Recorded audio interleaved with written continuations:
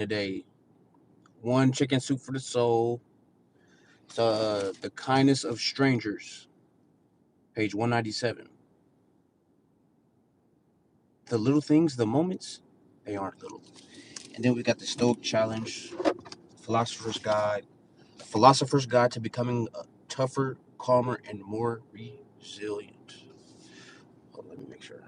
Yeah, all right, we good. We should be good. We should have good connection today, man. We should have an awesome read. Hold on.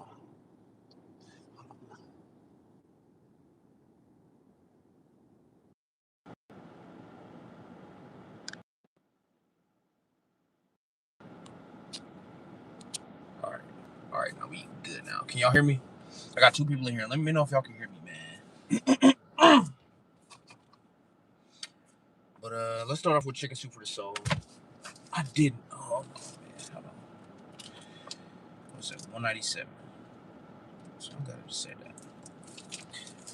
You hear me? All right, cool. So we start again. Yeah, make sure y'all leave a like. The kindness of strangers. The little things, the little moments, they aren't little. One summer, I was driving from my hometown of Tahoe City, California, to New Orleans. In the middle of the desert, I came upon a young man standing by the roadside. He had his thumb out and held a gas can in his other hand. I drove right by him. Someone else will stop for him, I reasoned. Besides, that gas can is just a ploy to flag down a car and bribe the driver. Several states later, I was still thinking about the hitchhiker.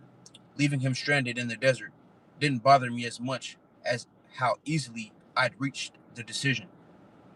I never even lifted my foot off the accelerator. Does anyone stop anymore? I wondered. There was a time in this country when you'd be considered a jerk if you passed by someone in need. Now you're a fool for helping. With gangs, drug addicts, murderers, rapists, thieves, and carjackers lurking everywhere, why risk it? I don't want to get involved has become a national motto. I thought of my destination, New Orleans, the setting for Tennessee Williams' play, A Streetcar Named Desire. I recalled Blank Du Bois' famous line, I have always depended on the kindness of strangers. The kindness of strangers. It sounds so quaint. Could anyone rely on the kindness of strangers these days? One way to test this would be for a person to journey from coast to coast without any money, relying solely on the goodwill of his fellow Americans. What kind of America would he find? Who would feed him, shelter him, carry him down the road? The idea intrigued me. But who would be crazy enough to try such a trip? Well, I figured, why not me? Hey, what's going on, y'all? The week I turned 37, I realized I'd never taken a gamble in my life. So I decided to make a leap of faith, a continent wide, to go from the Pacific to the Atlantic without a penny. If I was offered money, I'd refuse it. I'd only accept rides, food, and a place to rest my head. It would be a cashless journey through the land of the almighty dollar. As my final destination, I chose the region of Cape Fear in North Carolina, a symbol of all the fears I'd have to conquer to go the distance. I rose early on September 6, 1994, hoisted a 50-pound pack onto my back, and headed from the Golden Gate Bridge. Then I took a sign from my backpack displaying my destination to passing vehicles, America. Drivers mouthed the word through windshields, then smiled. Two women rode by on bicycles. It's a bit it's a bit vague, one said. A young woman with a German accent wandered up and asked, "Where is this America?" Indeed. For 6 weeks, I tried to find out.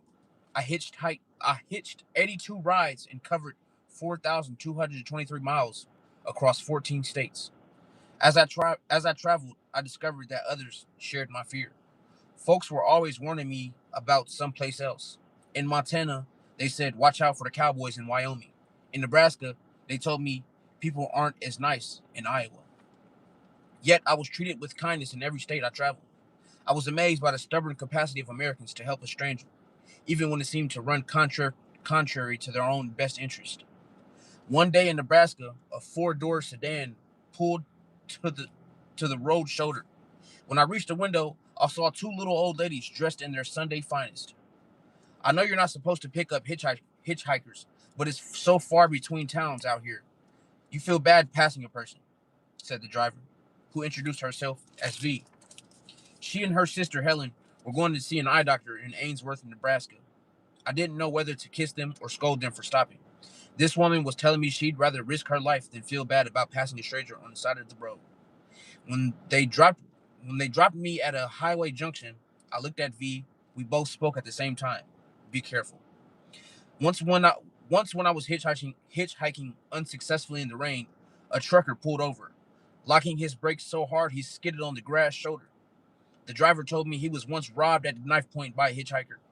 But I hate to see a man stand out in the rain, he added. People don't have heart anymore. I found, however, that compassion was the norm. A middle-aged Iowa couple shepherded me around an hour, trying to help me find a campground. In South Dakota, a woman fa- a woman whose family had given me a night's lodging handed me two stamped postcards. One to let her know how my trip turned out, the other to send the next day, telling her where I was so she wouldn't worry about me. Hearing I had no money and would take none, people in every state bought me food and shared whatever they happened to have with them. A park ranger in Ukiah, California, gave me some carrots. A college student handed me sacks filled with organic tomatoes, zucchini, and melons. A woman in Iowa gave me 2 bundles of graham crackers, 2 cans of soda, 2 cans of tuna, 2 apples, and 2 pieces of chicken. A veritable Noah's Ark sack of lunches. The people who had the least to give often gave the most. In Oregon, a house painter named Mike noted the chilly weather and asked if I had a coat. When I replied, a light one, he drove me to his house, rummaged through his garage, and handed me a bulky green army style jacket. Okay. Elsewhere in Oregon, a lumber mill worker named Tim invited me to a simple dinner with his family in their dilapidated house. Dilapidated. Huh. Can somebody define dilapidated for me? I just need to know the definition of that word. That's just a cool word. Dilapidated. Dilapidated. Dilapidated. I'm gonna start using that. That's a nice word. I ain't gonna lie. Hey, let me see who all in here, man. Aquarius, MCCO, OCO, Alexandria, Jensen, Felicia. What's going on, young? Um, he gave me a Bible, then he offered me his tent. I refused, knowing it was probably one of the family's most valuable possessions. But Tim was determined that I have it, and I finally agreed to take it. I was grateful to all the people I met for their rides, their food, their shelter, their gifts. But the kindest act of all was when they were when they merely were themselves. One day, I walked into the local chamber of commerce in Jamestown, Tennessee. A man inside the old stone building jumped up from his cluttered desk. Come on in, said Baxter Wilson, 59. He was the executive director. When I asked him about camping in the area, he handed me a brochure for a local campground. Would you like me to call for you? He asked. Seeing that it cost $12, I replied, no, that's all right. I'm not sure what I'm going to do. Then he saw my backpack. Most anybody around here will let you pitch a tent on their land if that's what you want, he said. Now we're talking, I thought. Any particular direction? I asked. Tell you what, I've got a big farm about 10 miles south of here. If you're here at 5:30, you can ride with me. I accepted, and we drove out to a magnificent country house. Suddenly, I realized he'd invited me to spend the night in his home. His wife, Carol, was cooking a pot roast when he walked into the kitchen. A seventh grade science teacher, she was the picture of Southern charm. Baxter explained that local folks were mountain stay-at-home people, and he considered himself one of them. We rarely entertain in our house, he said. When we do, it's usually kin. The revelation made my night there all the more special.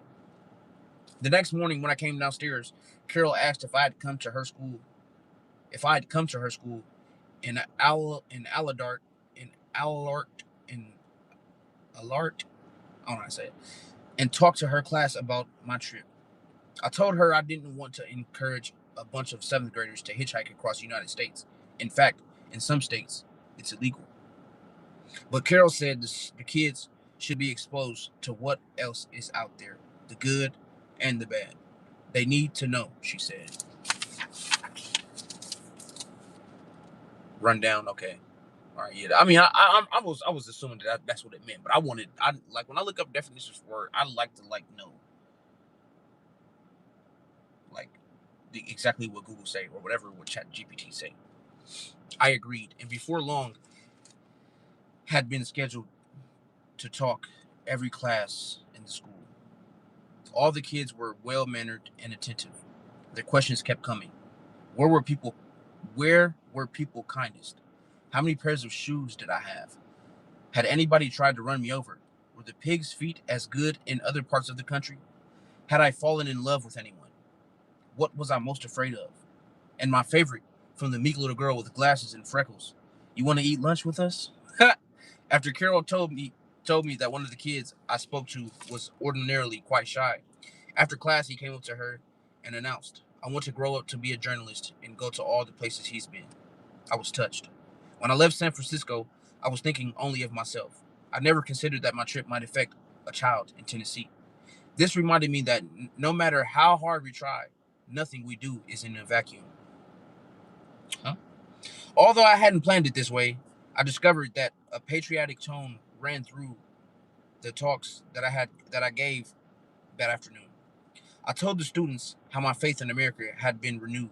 I told them how proud I was to live in a country where people were still willing to help out a stranger. Then, with only one more state to go and my journey almost over, a realization hit me. It took giving up money to have the richest experience of my life. I knew that wherever I might go, I would always remember my continental leap of faith in the country that caught me. For sure. Be willing to pay the price. Yeah. That sounds fun though, don't it? Like, that's a whole adventure.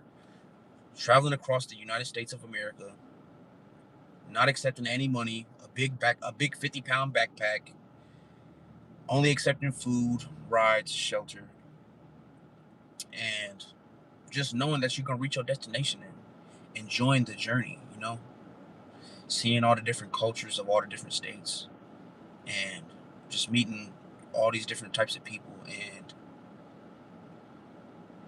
they make me want to do it. Goddamn. It sounds fun for real, but this was all the way back in, what did he say, 1994, 1997? Yeah. If he was worried about people not being nice back then or looking over, you know what I'm saying, overlooking you back then, oh, nowadays, it's damn near going to be about 10 times as hard to fucking hitchhike across America. But it can be done, though, for sure. But definitely, people are different nowadays, especially way back than they was back then. But, yeah. I always wanted to. I actually kind of did that one time. I was in Toledo, right? And yeah, it was only just like a couple cities, but I was like, I had left for rehab, right? And I'm like, I was gonna walk back to my hometown to ride to in a car to get to my hometown from Toledo. It was like an hour away, and I was gonna fucking walk. I was walking down the highway. And I'm like, I'm gonna fucking get there. I only had like $10 in my pocket. I'm like, I'm gonna get there. I don't care how long it take me. And I was walking, but eventually the state troopers pulled me over. Like, they didn't pull me over, but they stopped and was like, yeah, man, you can't walk down the highway. I'm like, fuck. So I think they gave me a ride to like a gas station, and then I just started panhandling. I just started panhandling and like asking people for money. And eventually somebody that worked at the gas station paid for me a fucking lift all the way to my hometown and gave me some money. Because I was trying to go get high, man. It was stupid shit. But yeah, for sure. If there's a will, there's a way. It's crazy because like I was fucking determined. Like, I'm going to get there. I don't give a damn, and I did. But yeah. Let's see what this other book talking about, man. The next chapter though sound kind of interesting for real. I might just read that one. Be willing to pay the price. Start by doing what is necessary, then do what's possible, and suddenly you are doing the impossible. Hold on, we gotta go and read that. What's this? Chapter 6. Yeah.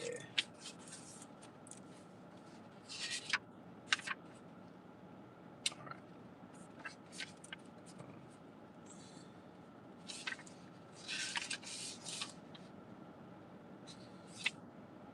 Yeah, this is a new chapter. Nah, I'm gonna save that. We gonna get another one. We gonna get another one, man. But we gonna say this for another time. Or I'm gonna say that for me. Let's go ahead and hop in this book right here. You know what I mean? Stoic Challenge. Philosopher's Guide to Becoming Tougher, Calmer, and More Resilient. Page 115. Page 115, doggy. The 5-second rule. As we have seen, when a water pipe bursts, our first priority should be to turn off the water. Only then should we start thinking about cleaning. Hold on. I remember reading something like this. Was it in the beginning of the book? I remember reading that. That's funny. Okay. As we have seen, when a water pipe bursts, our first priority should be to turn off the water. Only then should we start thinking about cleaning up the mess the water has made, getting the pipe fixed, and getting water for coffee. And the sooner we turn off the water, the better. In like fashion, when we experience a setback, including those that don't involve a burst pipe, our first priority should be to prevent ourselves from being flooded by negative emotions. Experiencing such emotions would, after all, make it that much harder for us to find and implement the optimal workaround for the setback. Also, these emotions, once they erupt, can do us more harm than the setback itself does. The key, hold on, let me read that again.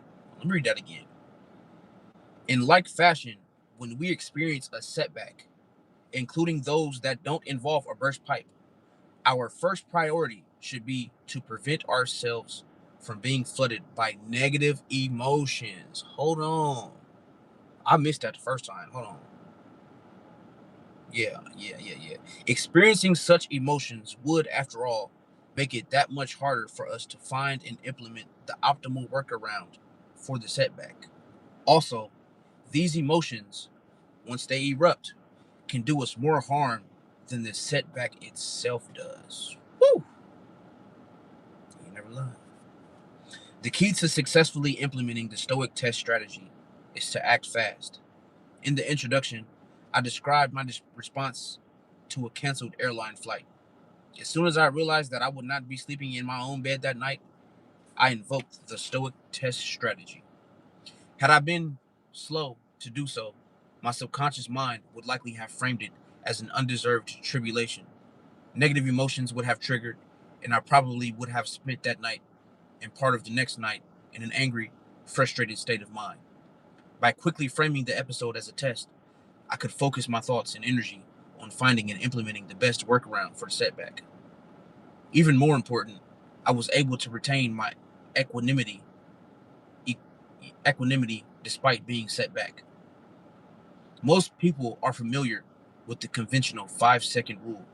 It says that if food falls on the floor, we can safely eat it as long as we pick it up within 5 seconds of when it hit the ground. The reliability of this rule has not, by the way, been established by any recognized medical authority. Those employing the Stoic test strategy can think in terms of a similar rule. If we are set back, we have 5 seconds to declare the event to be a Stoic test. Even though I have been using the Stoic test strategy for years, there are still occasions when, after being set back, I respond by blurting out a profanity, or should I say, something that back in the 20th century would have counted as one. These outbursts seem to be reflexive, the way it's reflexive for my knee to jerk when the doctor taps it with that little hammer. Excuse me. Fortunately, such blurting does not seem to prevent me from subsequently being able to employ the Stoic test strategy with success. As long as I do so without delay, and for the record, I have found that the more Stoic tests I take, the less common my setback-related verbal outbursts have become. A sign, perhaps, of Stoic progress? Besides, writing the Declaration of Independence, Thomas Jefferson wrote a document that has since become known as 10 Rules for a Good Life. One rule is that when someone does something that makes us angry, we should count to 10 before we speak, and count to 100 if we are very angry. The idea is that by counting to 10, our anger will have sufficiently subsided that when we do speak, we won't blurt out something that we will later regret. Notice, by the way, that it takes about 5 seconds to count to 10. There is, however, an important difference. He said it takes 5 seconds to count to 10. That's funny.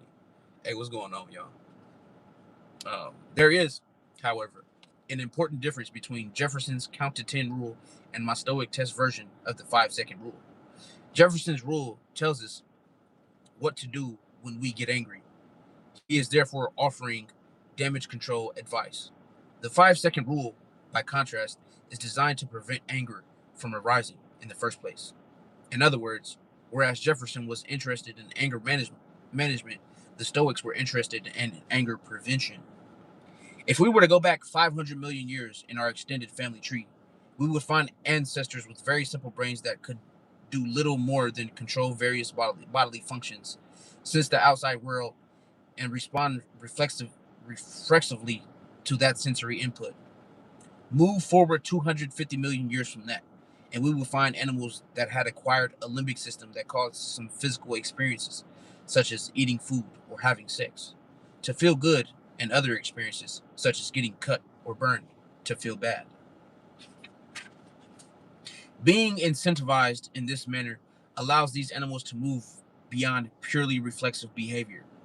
They could go out of their way to do things that felt good and avoid doing things that felt bad. Have you ever wondered why orgasms are possible?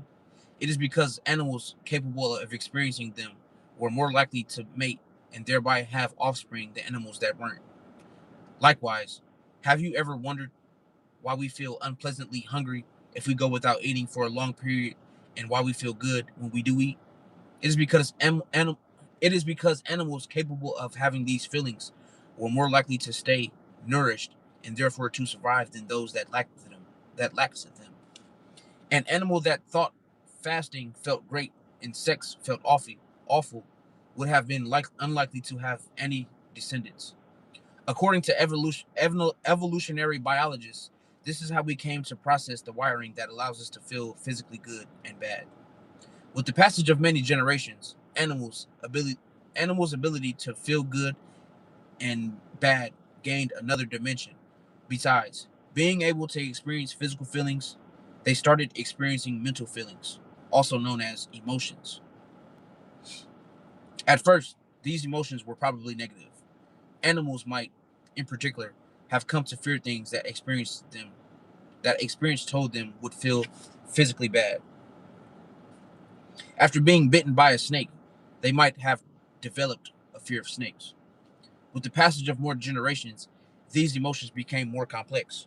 For example, animals returned to the place where they had been bitten by a snake. They might experience anxiety, another negative emotion, even though no snake was visible. And besides, experiencing negative emotions, they would have started experiencing positive emotions. Suppose, for example, that one of our human ancestors threw a spear at a game animal. If it missed its target, the hunter might have experienced disappointment, a negative emotion. But if the spear found its target, he might have experienced a pleasant feeling of accomplishment. When their brains developed even further, our ancestors were rewarded for forming and subsequently achieving long-term goals. Each significant step they completed on their way to a goal was rewarded with a feeling of accomplishment. And on achieving their ultimate goal, they were rewarded with one of the life's greatest pleasures, the rush of success. These good feelings were made possible by a release of the neurotransmitter dopamine in their brain. Suppose that because you are lazy or lack self-confidence, you refuse to undertake difficult challenges. You thereby you thereby deprive yourself of the chance to experience the rush of success, unless, that is, you have access to cocaine. Hell no. A hit of this drug will cause your brain to release copious amounts of dopamine, and as a result, you will experience a high very similar to the one you would experience on, say, sinking the game-winning shot in the basketball championship game. It is, to be sure, a risky and potentially addictive way to obtain this feeling. Because our ancestors were social animals, their well-being depended on their position within the social hierarchy. This in turn gave rise to social emotions. If someone snubbed them, they might feel humiliated. And if the incident jeopardized their social standing, they might get mad. They also started experiencing envy toward those above them in the hierarchy. These and other social emotions prompted them to behave in a manner likely to improve their social standing and thereby increase their chances of surviving and reproducing. We inherited our brain and its emotion generating wire gener, and its emotion generating wiring from these ancestors. The thing to realize is although we have added processing power to that brain, its basic wiring hasn't changed much. And as a result, we experience many of the same emotions as they did. Our environment is, however, radically different from theirs. One of their big challenges was getting enough food to eat. One of ours is to avoid getting heart disease as a result of overindulging in cheap and readily available food. They had to worry about getting attacked by animals. We might worry about paying our bills or losing our job. Our brain then might be described as a computer with lots of processing power, but an archaic operating system. It is our lot in life to be stuck with such a computer. The ancient Stoics hit on a way to hack that computer. They recognized the human tendency to blame setbacks on someone else and then get angry at that person. They also realized that if we acted quickly, we could short circuit this process. In particular, by framing the setback as a test of our resilience and ingenuity, we might not only prevent the onset of negative emotions, but transform the setback into a challenge that we might enjoy undertaking. What for most people would simply have been an unpleasant incident might, for us, turn out to be kind of fun. Yeah, kind of fun. Hey, Chicago, what's going on? Trying to find strength to get in rehab? Mm, yeah, it ain't easy to turn yourself in, man. I've been there. Rehab from what? Or what you trying to get clean from?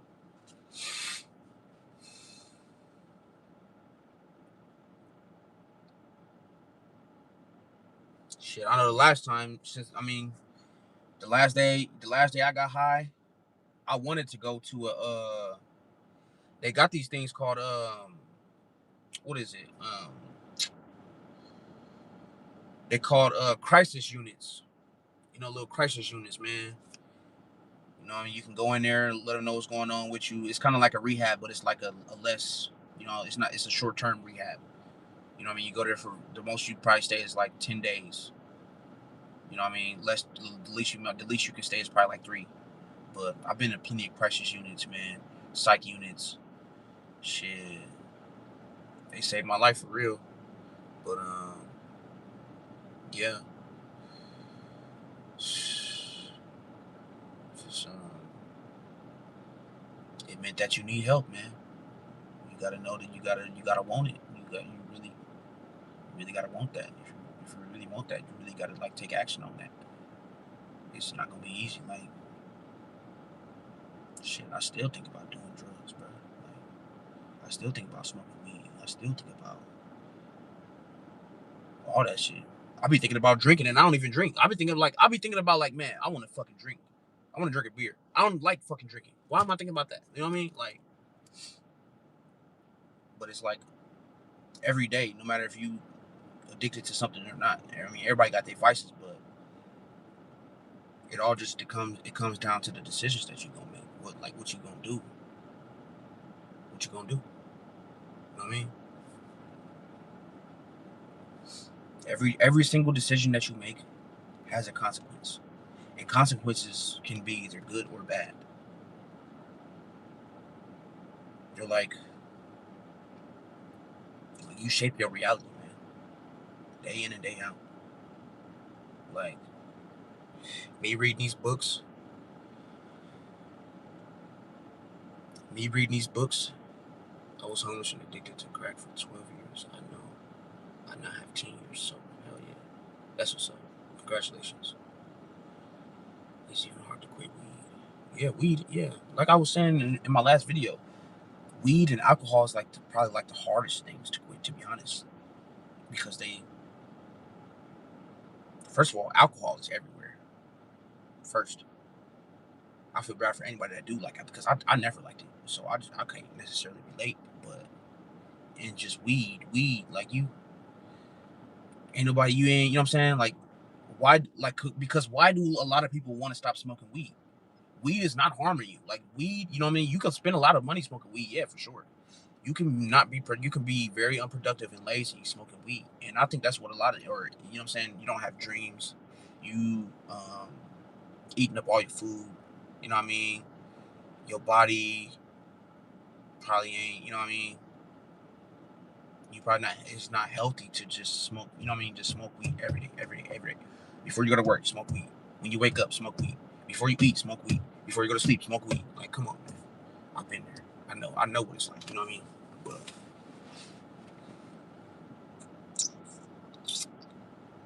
for sure. Yeah, I know what it's like, man. But hey, I'm finna get up out of here though, man. I appreciate y'all for checking in, stopping by, saying what's up. For sure. But I gotta get going. I gotta get moving, get grooving, you feel me? And I'll probably check back in tomorrow. You do another. We read because that book getting good. I don't know if anybody who in here right now was just reading it was here for both of the books, but the story was good, and then that book read, and then that chapter we just read in the Stoic book was good. I'm talking. I was like, we talking about we talking about good stuff right there. That's good. That's good. That's some good stuff. Good reading right there. That's what I need. That's what I like. That's what I love right there. You know, the awareness. You know what I mean? Talking about, you know what I mean? Just waiting at 5 seconds, waiting at 10 seconds, 100 seconds before you react. Don't react, respond. You know what I mean? Things of that nature. But yeah,